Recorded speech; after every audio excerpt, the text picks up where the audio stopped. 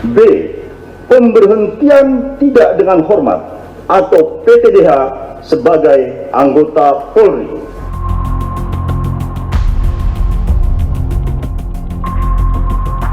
Sahabat Kompas.com, karir Irjen Pol Verdi Sambo di institusi Polri kini berakhir kelam. Ya, mantan Kepala Divisi Profesi dan Pengamanan Polri itu dipecat dari Korps Bayangkara lewat sidang Komisi Kode Etik Polri. Selain pemecatan, Sambo juga diganjar sanksi administratif lainnya, yakni berupa penempatan khusus selama 40 hari. Kemudian ada pula sanksi etik, yakni perilaku Sambo yang dinyatakan sebagai perbuatan tercela. Menjatuhkan sanksi berupa 1. Sanksi bersifat etika, yaitu perilaku pelanggar dinyatakan sebagai perbuatan tercela. 2. Sanksi administratif, yaitu A. Penempatan dalam tempat khusus selama 4 hari dari tanggal 8 sampai dengan 12 Agustus 2022 di Rutan Korbrimob Polri, dan penempatan dalam tempat khusus tersebut telah dijalani oleh pelanggar. B. Pemberhentian tidak dengan hormat atau PTDH sebagai anggota Polri. Rentetan sanksi yang diberikan pada Verdi Sambo itu tak lepas dari kasus besar yang kini tengah menjeratnya. Apalagi kalau bukan kasus dugaan pembunuhan berencana terhadap Brigadir Nofriansyah Yosua Huta Barat atau Brigadir J.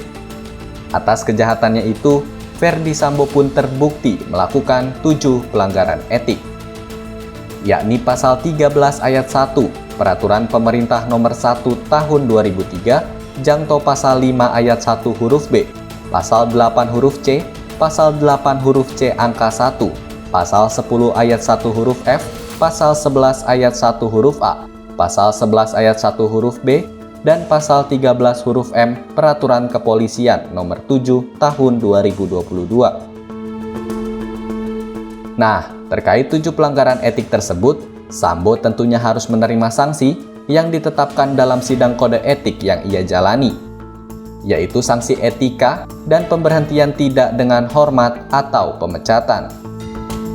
Nah, sanksi itu merupakan salah satu dari sederet hukuman yang tercantum pada Peraturan Kapolri Nomor 14 Tahun 2011 tentang Kode Etik Profesi Polri.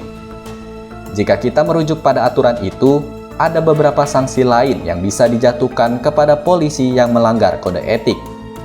Mulai dari kewajiban meminta maaf secara lisan dan atau secara tertulis, juga mengikuti pembinaan mental kepribadian minimal 1 minggu. Pelanggar juga bisa dipindah tugaskan ke jabatan berbeda yang bersifat demosi atau lebih rendah, atau justru dipindah tugaskan ke fungsi berbeda yang lebih rendah. Gak cuma pemindahan jabatan dan fungsi, pelanggar juga bisa dipindah tugaskan ke wilayah berbeda yang bersifat demosi. Oh iya, sahabat Kompas.com, meski sidang etik telah memutuskan sanksi pemecatan, polisi yang melanggar kode etik masih bisa mengajukan banding. Seperti halnya yang dilakukan Sambo atas putusan yang dijatuhkan kepadanya. Langkah banding ini memang merupakan hak setiap terdakwa jika merasa suatu keputusan tersebut telah merugikan dia. Ini merupakan hak yang bersangkutan. Yang bersangkutan sesuai dengan pasal 69 dikasih kesempatan untuk menyampaikan banding secara tertulis 3 hari kerja.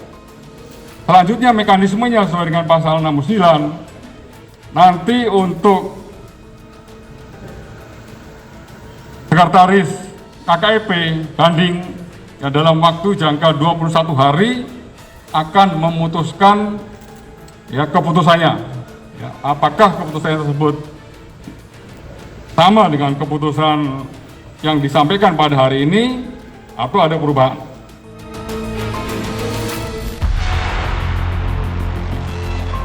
Itu dia serba-serbi sidang kode etik yang dijalani Verdi Sambo hingga membuat dia dipecat dari Polri. Sekian video kali ini. Simak informasi menarik lainnya hanya di ohbegitukompas.com, jernih melihat dunia.